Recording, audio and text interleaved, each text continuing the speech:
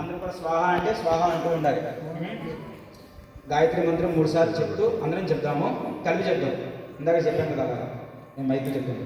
ఓం భూర్భువస్వః. అందరూ కలిపి చెప్పేద్దాం. తత్సవితుర్వరేణ్యం భర్గో దేవస్య ధీమహి ధియో యో నః ప్రచోదయాత్. స్వాహా. అందరం కలిపి చెప్తాం. నేను చెప్తే మీరు చెప్పడం కాదు, అందరం కలిపి చెప్తాం.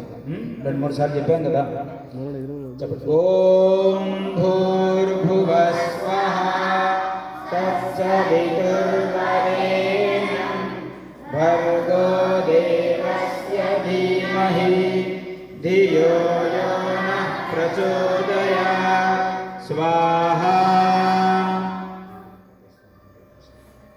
ఓం భూర్భువస్వః తత్సవితుర్వరేణ్యం భర్గో దేవస్య ధీమహి ధియో యో నః ప్రచోదయాత్.